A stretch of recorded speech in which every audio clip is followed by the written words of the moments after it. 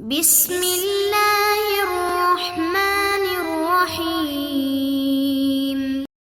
عزیز طلبہ کرام، آپ سب کیسے ہیں؟ آج ہم اصول شاشی کے سبق نمبر 146 کو پڑھیں گے۔ آج کے سبق کا عنوان ہے الا کا بیان۔ آج کے ہمارے سبق کی عبارت فصل الا لانتہاء الغایت سے شروع ہوتی ہے۔ آئیے عبارت پڑھ کے اس کا ترجمہ کرتے ہیں، اس کے بعد باقاعدہ سبق کی تفصیل کی طرف چلتے ہیں۔ مصنف علیہ رحمہ لکھتے ہیں فصل الا لانتہاء الغایت، یہ فصل ہے الا غایت کی انتہا کے لیے، مسافت کی انتہا کے لیے آتا ہے۔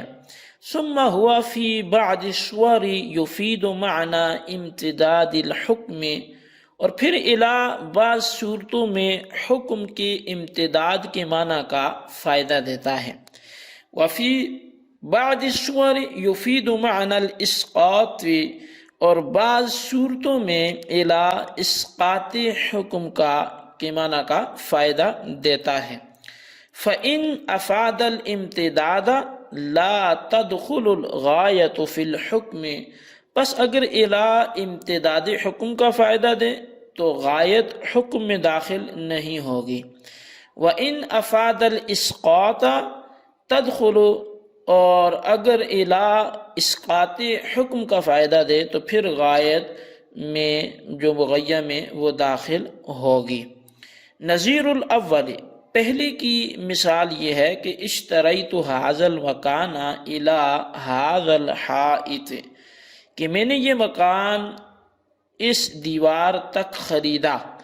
لا يدخل الحائط فی البیع، تو وہ دیوار بے میں داخل نہیں ہوگی۔ ونظیر الثانی، اور دوسری کی مثال یہ ہے کہ باع بشرط الخیار، کہ بولے کہ بیت ھذا الفرس بخیار الی ثلاثۃ ایام، کہ میں نے اس گھوڑے کو 3 دن کے خیار شرط کے ساتھ بیچا۔ تو باع بشرط الخیار الی ثلاثۃ ایام، کہ کسی نے یہ چیز بیچی خیار کی شرط کے ساتھ 3 دن تک۔ وَبِمِثْلِهِ، اور اسی کی مثال سے لو حلف، اگر کوئی قسم کھائے لا اکلم فلانا الی شہر، کہ میں 1 مہینے تک فلاں سے کلام نہیں کروں گا، کان الشہر داخلا فی الحکم، تو وہ مہینہ اس حکم میں یعنی عدم کلام کے حکم میں داخل ہوگا۔ وقد افاد فائدۃ الاسقاط ہاہنا، تو تحقیق یہاں جو ہے وہ اسقاط حکم کا فائدہ دیا ہے۔ جی طلبہ کرام، یہ ہمارے آج کے سبق کی عبارت اور اس کا ترجمہ تھا۔ اب آئیے اس کی تفصیل کی طرف بڑھتے ہیں۔ اس سے قبل مصنف حروف معانی میں سے 7 حروف عاطفہ کو بیان کر چکے، اب حروف جارہ کا آغاز کر رہے ہیں۔ تو ان میں سے پہلے حرف الا کی بحث کو آپ نے ذکر فرمایا۔ الا انتہائے غایت کے لیے آتا ہے، اور غایت کا معنی بھی انتہا ہے، لیکن یہاں غایت مجازن مسافت کے معنی میں ہے، تاکہ انتہا کی اضافت غایت کی طرف ہونے کی صورت میں اضافت الشیء الی نفسہ لازم نہ آئے، جو کہ ممنوع ہے۔ لہٰذا غایت کو مسافت کے معنی میں لینے کی صورت میں لفظ غایت سے پہلے لفظ قبل محذوف ہوگا۔ لہٰذا مصنف کی عبارت یوں ہوگی الا لانتہائی ما قبل الغایت، کہ الا غایت کے ما قبل یعنی مغیہ کی انتہا کو بیان کرنے کے لیے آتا ہے۔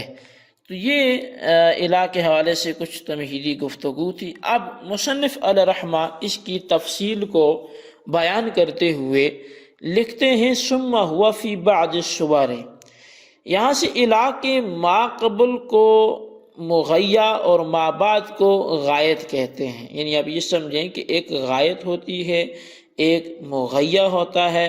مغیہ وہ ہے کہ جس کی انتہا کی گئی ہو، جس کی لمٹ بیان کی گئی ہو، جس کی حد بیان کی گئی ہو، اور غایت وہ حد ہوتی ہے جہاں پہ جا کے حکم کو روک لیا جاتا ہے۔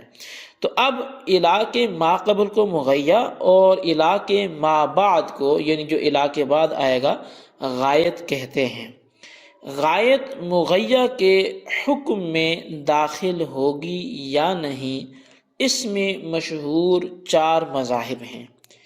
پہلا مذہب یہ ہے کہ دخول حقیقت اور خروج مجاز، کہ حقیقتاً تو داخل ہے اور مجازاً خارج بھی ہو سکتی ہے، اور دوسری قسم ہے خروج حقیقت اور دخول مجاز۔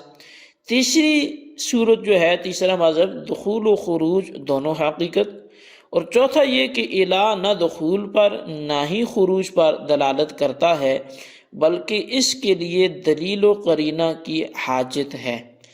اب مختار اور پسندیدہ راجح مذہب یہ ہے کہ غایت کا مغیّہ میں داخل ہونے یا خارج ہونے پر کلمہ الا بنفس ہی دلالت نہیں کرتا، بلکہ غایت کا مغیّہ میں داخل یا خارج ہونے کے لیے کسی خارجی دلیل و قرینہ کی ضرورت ہے۔ اسی مذہب کی طرف اشارہ کرتے ہوئے شرعیت و عامل میں یہ بیان کیا گیا کہ اگر الا کا ما بعد ما قبل کی جنس سے ہے تو ما بعد ما قبل کے حکم میں داخل ہوگا، ورنہ ما بعد ما قبل کے حکم میں داخل نہیں ہوگا۔ یعنی اگر ما بعد ما قبل کی جنس سے ہے تو پھر ما بعد ما قبل کے حکم میں داخل ہوگا، اور اگر ما بعد ما قبل کی جنس سے نہیں ہے تو پھر وہ ما قبل کے حکم میں داخل بھی نہیں ہوگا۔ اور اس مذہب کے مختار اور پسندیدہ ہونے کی دلیل یہ بھی ہے کہ احناف کے اہل اصول نے یہ بیان فرمایا کہ اگر غایت صدر کلام یعنی مغیّہ کو شامل ہے تو غایت مغیّہ کے حکم میں داخل ہوگی۔ جیسے مرافق کو ایدی شامل ہیں، لہٰذا ایدی غسل کے حکم میں داخل ہوں گے، غسل کے حکم میں داخل ہوں گے۔ یہاں پر ایدی یعنی کہ جو کوہنیاں ہیں وہ دھونے کے حکم میں داخل ہیں، اور کیونکہ ہاتھوں کا دھونا ہے جو قرآن پاک میں وضو کے حوالے سے فرمایا گیا، اور یہ فقہ کے مضمون میں ہم اس اختلاف کو بڑی تفصیل سے پڑھتے ہیں، تو وہاں بھی کوہنیوں کا دھونا جو ہے یا پاؤں میں ٹخنوں کا دھونا الی الکعبین، وہ چونکہ وہاں بھی یہاں الی المرافق وہاں الی الکعبین ہے ٹخنوں کے حوالے سے، تو یہ دونوں غایتیں ہیں جو ما قبل مغیّہ کی جنس سے ہیں، اس لیے یہ ما قبل کے حکم میں بھی داخل ہیں۔ تو اس لیے فرمایا کہ مرافق کو ایدی شامل ہیں، ہاتھ گویا کہ کوہنیوں کو شامل ہیں، لہٰذا جو ہاتھ ہیں ان کے غسل کے حکم میں مرافق بھی داخل ہوں گی۔ اگر غایت صدر کلام کو شامل نہیں ہے تو غایت مغیّہ کے حکم میں داخل نہیں ہوگی۔ یہ وہی بات ہے کہ جس کو نحویوں نے جنسیت اور عدم جنسیت سے بیان کیا ہے۔ اب مصنف نے گزشتہ تفصیل تو یہاں بیان نہیں کی، لیکن یہ بیان کیا کہ بعض صورتوں میں الا امتداد حکم کا فائدہ دیتا ہے، تو اس صورت میں غایت مغیّہ کے حکم میں داخل نہیں ہوگی۔ امتداد حکم کا مفہوم یہ ہے کہ الا نے اپنے ما قبل حکم کو کھینچ کر ما بعد تک پہنچایا اور دراز کیا، تو ما بعد حکم کے ما بعد ما قبل کے حکم میں داخل نہیں ہوگا۔ مثال کے طور پر اتم الصیام الی اللیل، کہ الا نے اتمام روزہ کے حکم کو کھینچ کر رات تک کر دیا، تو رات روزے کے حکم میں داخل نہیں ہوگی۔ اگر الی اللیل نہ ہوتا تو روزے کا مطلق حکم ہوتا، لہٰذا اگر کوئی مثال کے طور پہ 1 گھنٹہ روزہ رکھتا تو عمل کرنے والا قرار پاتا، لیکن الا نے آ کر رات تک حکم کو پہنچا دیا اور رات کو نکال دیا۔ مصنف نے دوسری صورت یہ بیان کی کہ الا بعض صورتوں میں اسقاط حکم کا فائدہ دیتا ہے، تو اس صورت میں غایت مغیّہ کے حکم میں داخل ہوگی۔ اسقاط حکم کا مفہوم یہ ہے کہ الا غایت کے علاوہ کو ساقط کرنے کے لیے آتا ہے، کہ خود تو غایت حکم میں داخل ہے مگر غایت کا ما بعد خارج ہے۔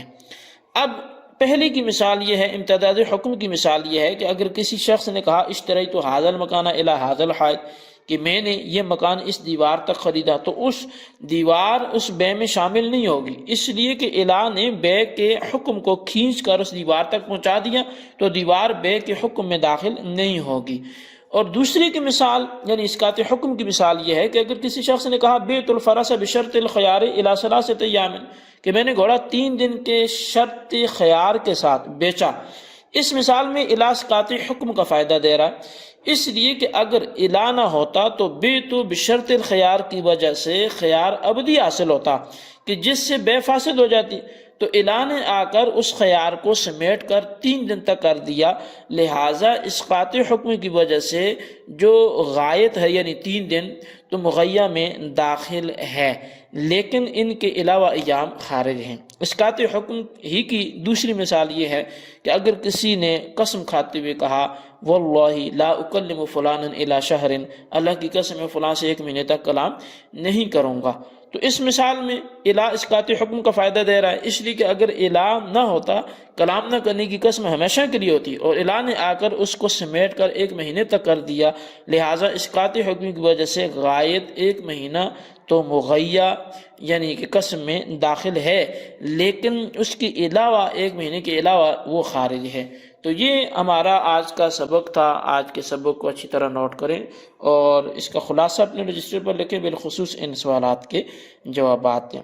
سوال نمبر 1 یہ ہے کہ غایت مغیہ میں داخل ہوتی ہے یہ نہیں، مختار مذہب بیان کریں۔ اور سوال نمبر 2 یہ ہے کہ اسقاط حکم کی کوئی ایک مثال تحریر کریں۔ اللہ تبارک و تعالیٰ سے دعا ہے جو کچھ ہم نے پڑھا سنوں سے یاد رکھنے کی توفیق نصیب فرمائے، آمین بجاہ النبی الامین صلی اللہ علیہ وسلم۔